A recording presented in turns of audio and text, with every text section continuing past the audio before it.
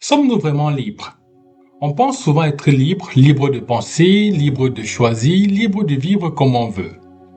Mais si cette liberté est en partie une illusion, ou alors est-ce que nos décisions ne sont pas souvent influencées avant que nous ayons l'impression d'avoir choisi? Aujourd'hui, on va donc parler de quelque chose d'intéressant. On va répondre à cette question inconfortable. Sommes-nous vraiment libres ou alors on est simplement conditionné? Salut à toi et bienvenue sur cette chaîne. Si tu me découvres pour la première fois, je suis Genepa. N'hésite donc pas de t'abonner. N'hésite pas également d'activer la cloche de notification pour ne pas manquer les prochains contenus. Pour toutes les personnes qui voudraient rentrer en contact avec moi pour une séance de coaching, c'est tout à fait possible. Contactez le numéro de téléphone qui s'affiche là ou alors réservez votre séance de coaching grâce à l'un de ces deux liens qui s'affichent également. Et quant à moi, je me ferai le plaisir de me rendre disponible pour pouvoir vous écouter, vous accompagner et surtout vous proposer mon aide. Pour les personnes qui veulent aller plus loin, j'ai mis sur pied à ce stade 3 formations. Vous retrouverez les liens en description. La première formation, 30 jours sans excuses, réservé à toutes les personnes qui ont des problèmes de procrastination beaucoup plus, ou alors qui ont du mal à pouvoir aller au bout de leurs objectifs parce qu'ils trouvent toujours des excuses. La deuxième formation, 30 jours pour éradiquer tes doutes, elle est réservée à toutes les personnes qui ont des problèmes avec la confiance en soi, l'estime personnelle. Donc, si ça vous concerne, si vous vous retrouvez dans ce lot, cette formation va vous aider au bout de 30 jours. La troisième formation, 30 jours pour vaincre tes peurs. Cette formation est réservée à toutes les personnes qui ont des difficultés ou alors qui n'arrivent pas à maîtriser leur peur. La peur, les appels des angoisses, ça peut être la peur du jugement, la peur du lendemain. Peu importe le type de peur, je vous garantis que si vous suivez ce programme, au bout de 30 jours, vous passerez à un autre cap. Alors, pour donc revenir à cette vidéo, nous sommes aujourd'hui dans la rubrique réflexion profonde et identité. Aujourd'hui, on va donc répondre à la question de savoir si nous sommes vraiment libres ou alors si nous sommes simplement conditionnés. Alors, avant d'aller plus loin, comme d'habitude, n'hésite pas à liker cette vidéo, n'hésite pas également à la partager afin que d'autres personnes puissent également la regarder et qu'ensemble, nous puissions grandir. Sans tarder, on va donc rentrer dans le vif du sujet et dans la première partie de cette vidéo, je veux parler de l'illusion du choix. Très souvent, nos choix sont basés sur notre connaissance passée, sur notre passé, sur les habitudes qu'on a eues dans le passé, sur des choses auxquelles on est habitué, des choses qu'on a déjà vues, des choses qui nous ont été montrées.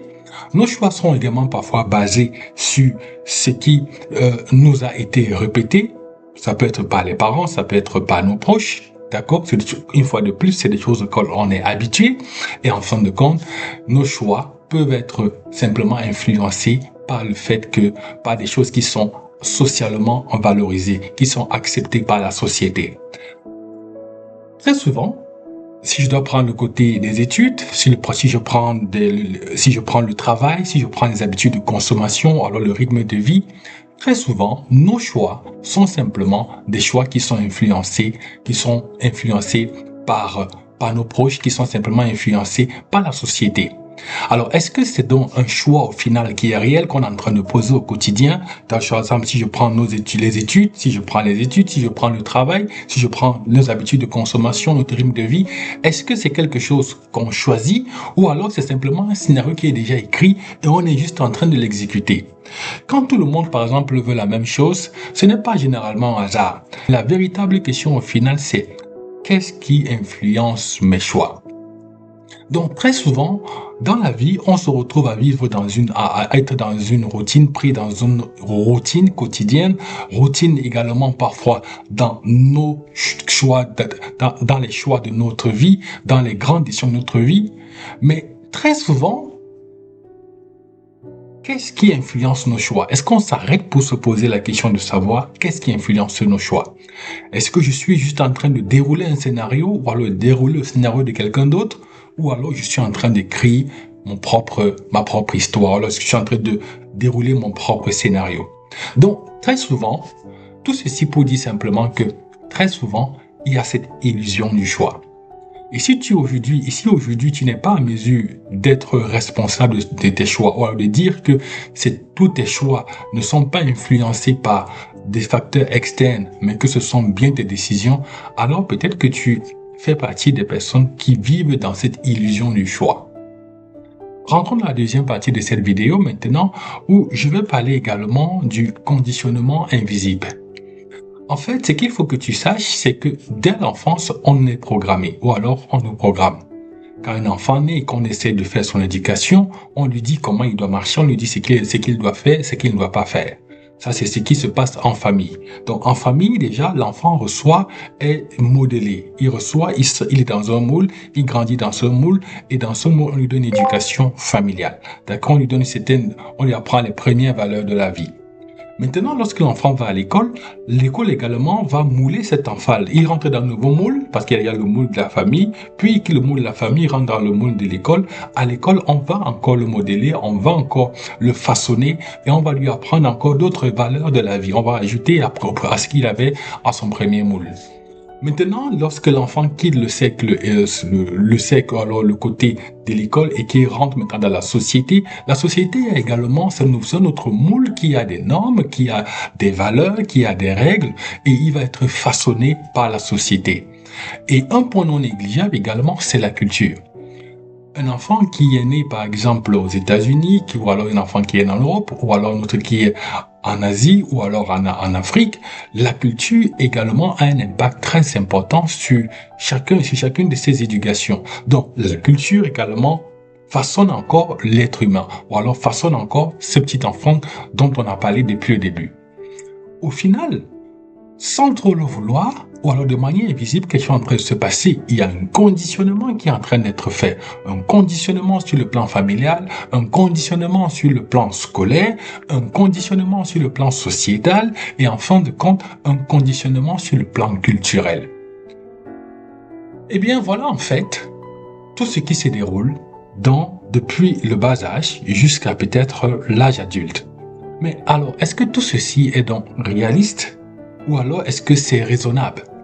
Est-ce qu'au final, la personne qui subit tout ça, ou alors toutes ces métamorphoses, toutes ces transformations, voilà, qui a été bâti façonné de cette manière, est-ce qu'au final, est-ce qu'à un moment donné, elle s'arrête pour faire le choix de ce qu'elle décide d'accepter, ou alors ce choix-là est de manière implicite, de manière invisible,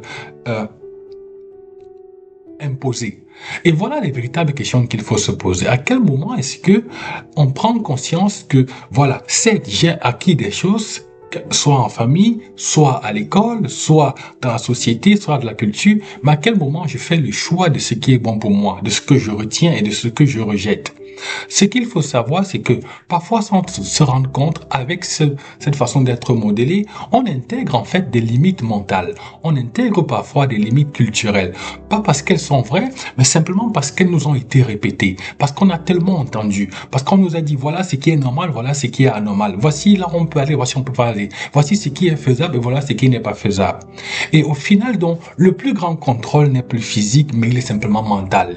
Si le conditionnement mental a été fait depuis le bas âge, à quel moment donc on se détache de tout ce qu'on a appris, de tout ce qu'on nous a enseigné, pour désormais avoir soit sa propre histoire, écrire sa propre histoire, écrire son propre scénario et aller désormais peut-être franchir des limites qu'on nous a dit, qu'on nous a peut-être présentées comme des limites qui n'étaient pas franchissables. Donc, quand tu te limites, par exemple, quand tu limites toi-même, par exemple, tes ambitions, en fait, le système n'a plus besoin de te retenir. Non.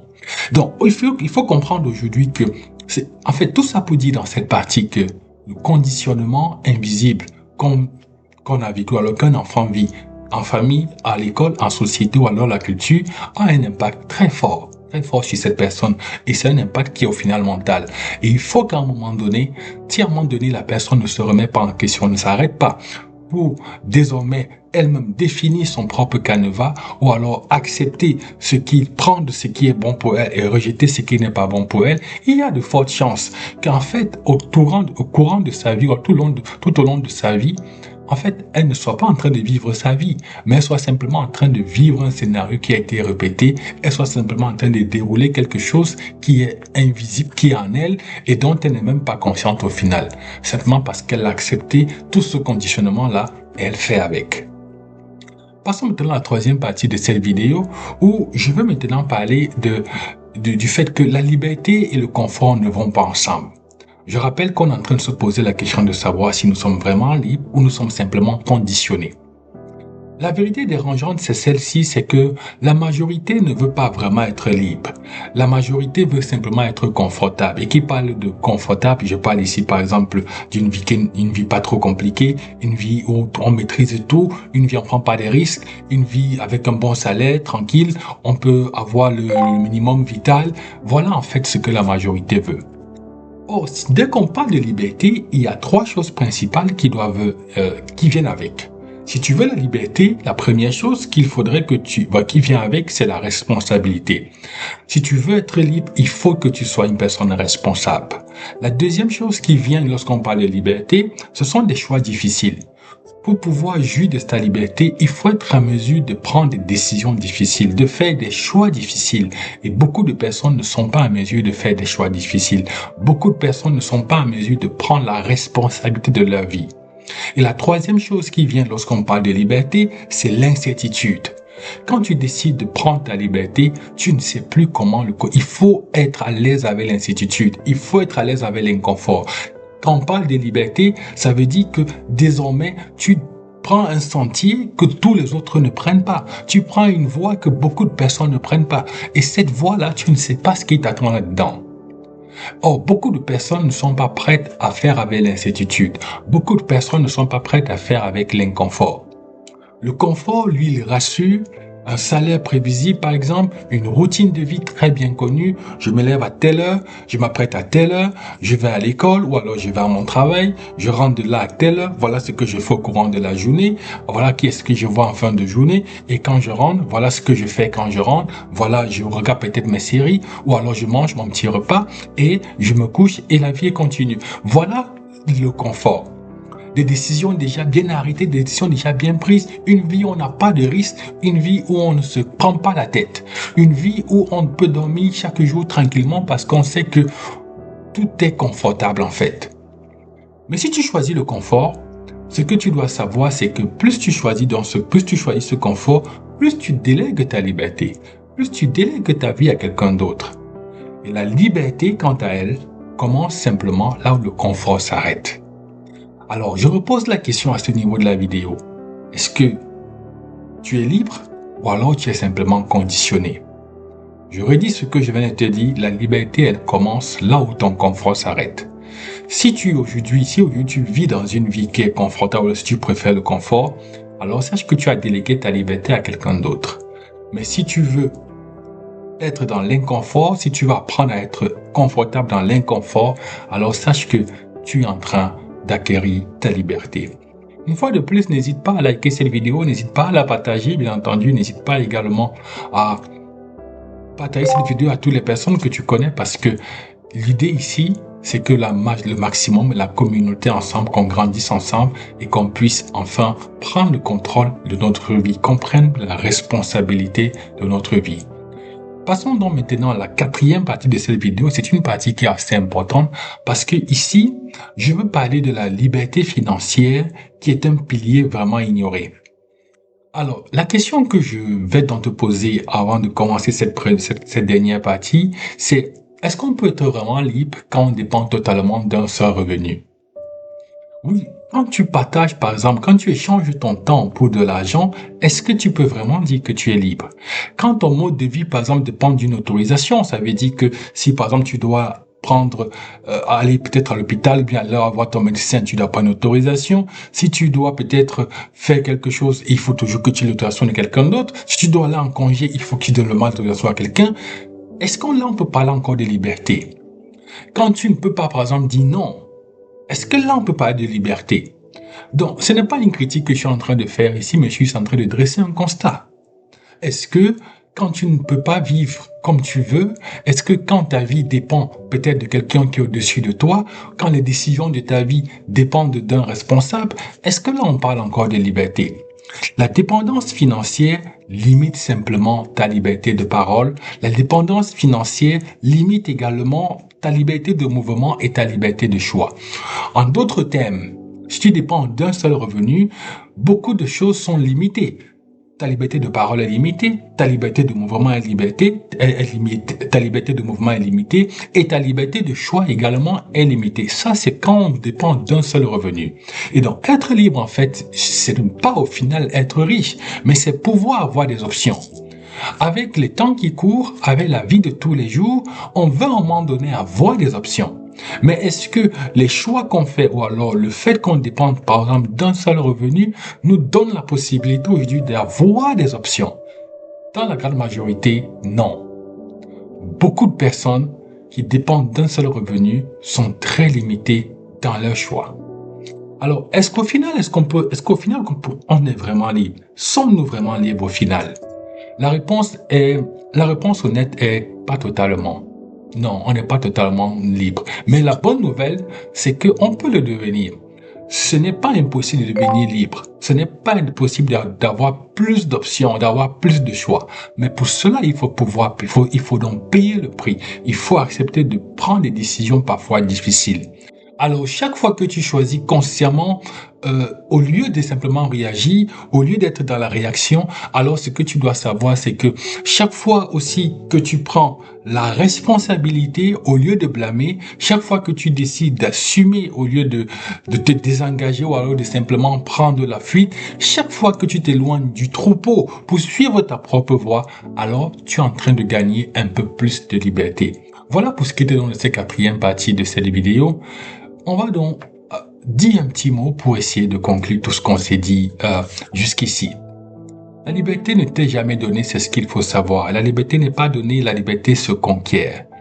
Elle se conquiert par tes choix, elle se conquiert par ta discipline, elle se conquiert par ton courage à penser différemment, à faire différemment. La vraie liberté, elle commence dans ta tête, elle commence dans le mental. C'est très important. Il faut que tu apprennes à penser par toi-même. Il faut que tu apprennes à remettre en question tout ce qui t'a été dit. Il faut que tu apprennes à remettre en question tout ce qui t'a été transmis. Il faut que tu apprennes à faire des choix consciemment et non à suivre automatiquement tout ce qui t'a été dit, à suivre automatiquement la foule. Et cela passe par un processus très clair. Cela passe par un chemin que je vais te donner tout de suite. Ce chemin, c'est la lecture. Ça commence par tes lectures. Qu'est-ce que tu lis? Le deuxième, le silence. Le silence, ça permet de pouvoir, à un moment donné, t'arrêter et d'écouter. C'est très important. Être loin du bruit pour pouvoir t'écouter et pour pouvoir comprendre les aspirations de ton cœur. La troisième chose, c'est la réflexion. Après que tu aies pris ce moment d'écoute, il faut que tu réfléchisses, que tu médites sur sur toutes ces choses que tu as pu écouter de toi, afin de savoir ce qui est important pour toi. En fin de compte, c'est important également d'accepter la solitude choisie. Parce que dans la solitude, on apprend beaucoup de choses. Et si tu veux connaître davantage, j'ai fait une vidéo dessus. Tu peux la retrouver dans la chaîne et tu vas apprendre beaucoup de la solitude. Alors, ce que tu dois donc savoir, c'est que plus tu contrôles ton attention, plus tu contrôles ta vie. Et celui qui contrôle également ton attention, contrôle ta direction. Alors, la bonne question aujourd'hui, alors qu'on termine cette vidéo, c'est qu'est-ce que tu es prêt à sacrifier pour devenir libre? Dis-le-moi en commentaire, ça m'intéresse. Quant à moi, je te dis merci de rester jusqu'ici. C'était notre rubrique réflexion profonde et identité. Je te dis ciao et à la prochaine vidéo.